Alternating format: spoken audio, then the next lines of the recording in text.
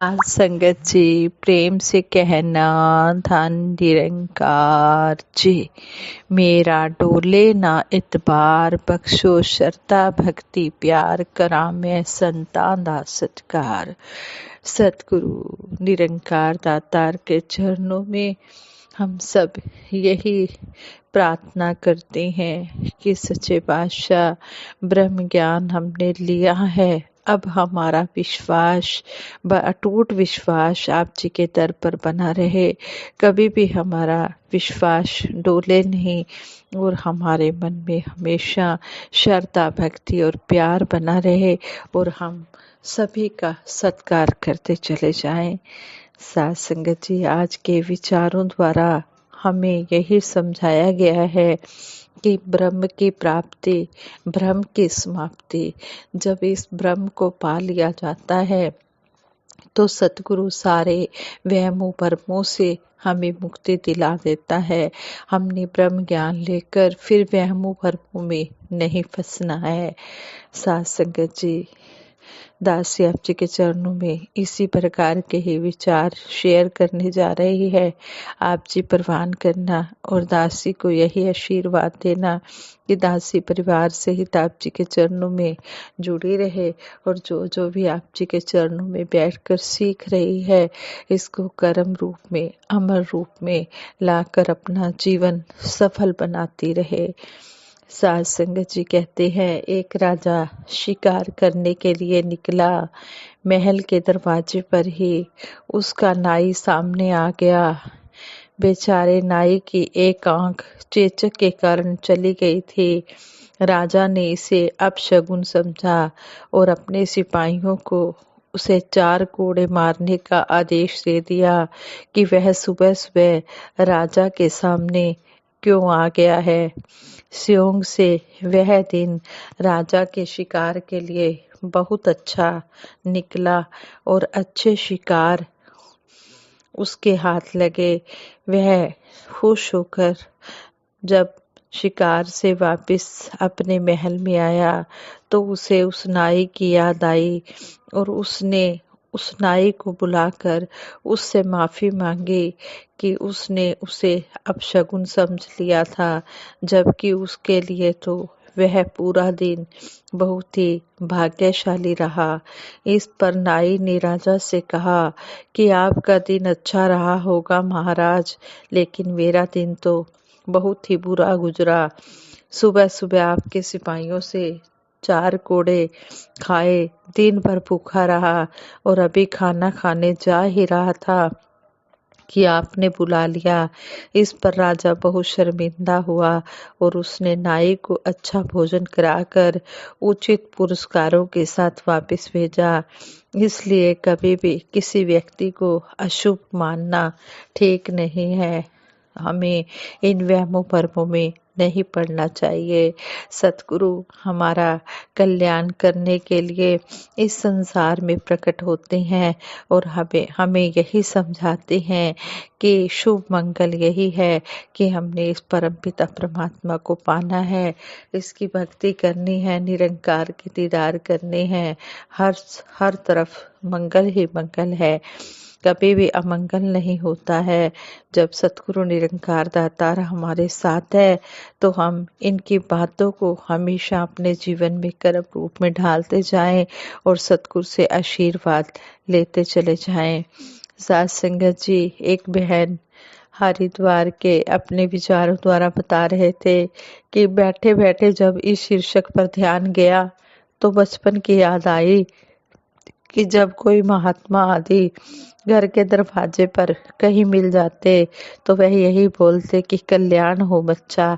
तब हम खुश हो जाते और कहते कि बाबा जी ने आशीर्वाद दे दिया, अब तो हम अच्छे नंबरों से पास हो जाएंगे या फिर कोई संसारिक इच्छा पूर्ण हो जाएगी। वह तो मेरा बचपना था जो मैं सीमित संसाधनों तक ही कल्याण को समझती रही। वास्तव में कल्याण शब्द तो अपने आप में एक लंबी यात्रा समेटे हुए है। इस यात्रा को 84 लाख योनियों के भ्रमण से मुक्ति और मोक्ष तक की यात्रा को कल्याण कहा गया है। उसको बताने वाले तो मेरे सतगुरु हैं, जिन्होंने रास्तों के जंगलों में न भटकाकर सीधे आत्मा का कल्याण किया है, जिसे जीते जी मुक्ति कहते हैं। कल्याण का अर्थ होता है जिसमें हमारा लाभ हो, हमारी भलाई हो, और जब यह भलाई पूरी तरह से हो जाती है तो हम कहते हैं कि मेरा कल्याण हो गया। छोटी छोटी चीजों में भी हम ऐसा बोल देते हैं, लेकिन दृष्टि से जब बहुत बड़ी प्राप्ति हो जाती है, लौकिक दृष्टि से जब बहुत बड़ी प्राप्ति हो जाती है, जैसे जॉब मिल जाती है, तो जिंदगी भर कहते हैं कि मेरा कल्याण हो गया। देखा जाए तो कल्याण हुआ नहीं, क्योंकि ईश्वर की प्राप्ति और मुक्ति ही असल में कल्याण है। मुक्ति प्राप्ति का जो रास्ता है वही कल्याण का रास्ता है। इसके लिए आध्यात्मिक फील्ड में 2 रास्ते बताए गए हैं, प्रेम का रास्ता और श्रेय रास्ता। श्रेय रास्ता ही कल्याण का रास्ता है। इंद्रियों पर विजय प्राप्ति से श्रेय का रास्ता खुल जाता है और हम आसानी से इस पर चलने लगते हैं। आत्मा अपने आप को मन बुद्धि चित्त से अलग कर लेती है, जिसे आत्म साक्षात्कार कहा जाता है। सतगुरु बाबा हरदेव सिंह जी महाराज कहते थे, self realisation through God realisation. ईश्वर की प्राप्ति से ही आत्मा की जानकारी होती है। ब्रह्म ज्ञान प्राप्ति के बाद ही आत्मा की 2 यात्राएं एक साथ शुरू हो जाती है, लौकिक यात्रा और अलौकिक यात्रा। ब्रह्म ज्ञान ले लेना ही काफी नहीं है, बल्कि इस निरंकार में एकाकार होना है, इस निरंकार में लिप्त होना है। यही आत्मा का कल्याण है, यही सर्वोपरि कल्याण है। लौकिक और अलौकिक दोनों यात्राओं का सारथी एक ही होता है, और वह होता है साकार सतगुरु। शरीर और आत्मा का सारथी एक ही होता है, वह होता है सतगुरु।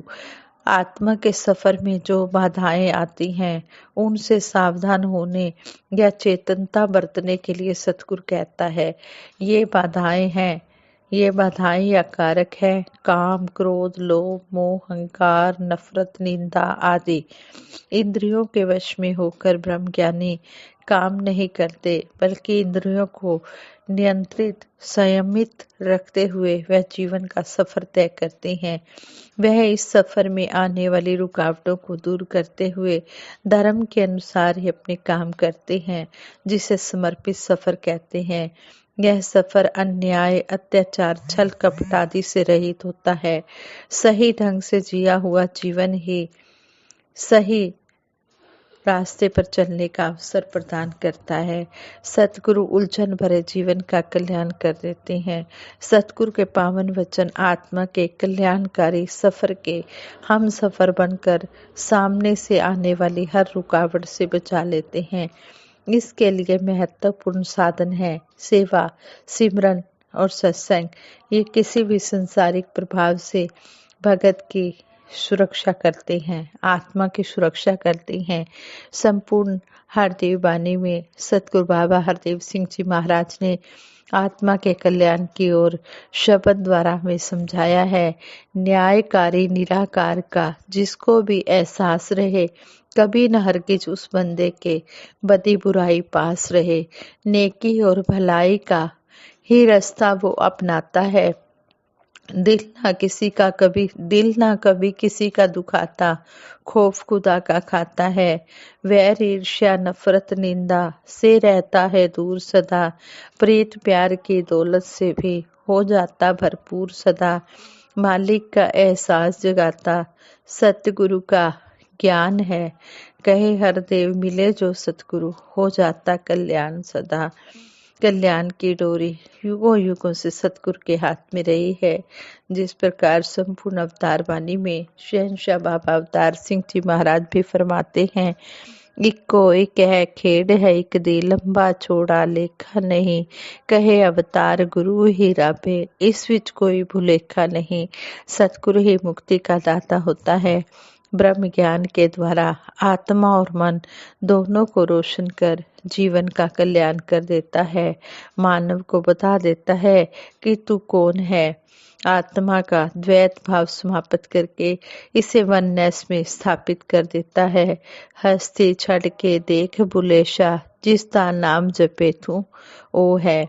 जब आत्मा प्यार, नम्रता, सहनशीलता, सुकून और आनंद वाली अवस्था में पहुंच जाता है, तभी असलियत में, वास्तविकता में कल्याण होता है। हम समय रहते सतगुरु के इस महान उद्देश्य को समझ पाए। ये आत्माओं का कल्याण करने के लिए ही आए हैं। सतगुरु ने हमारा कल्याण करके हमें परमानंद के इस महासागर में छोड़ दिया है। हे सतगुरु, अब आपने हमें जो ये जीवन जीने का अवसर दिया है, इसमें कोई भी रुकावट ना आए, क्योंकि अभी तो नाव समुद्र में ना जाने क्या होए। हे सतगुरु दातार सच्चे पातशाह, अंतिम श्वासों तक हमारा हाथ पकड़ के रखना, हमें अपने चरणों से लगा के रखना, हमें कभी भी डुलायमान ना होने देना, इस रास्ते से भटकने ना देना, हमारा विश्वास ना डोले। हे मेरे दातार सच्चे पातशाह, हमारा अटूट विश्वास आप जी के चरणों में बना रहे और हम सभी इसी तरह आप जी के आशीर्वादों के पात्र बनते रहें और हम अपनी आत्मा का कल्याण करें और औरों को भी ये आवाज़ दें कि वक़्त के सतगुरु आए हुए हैं इस आत्मा का कल्याण करने के लिए।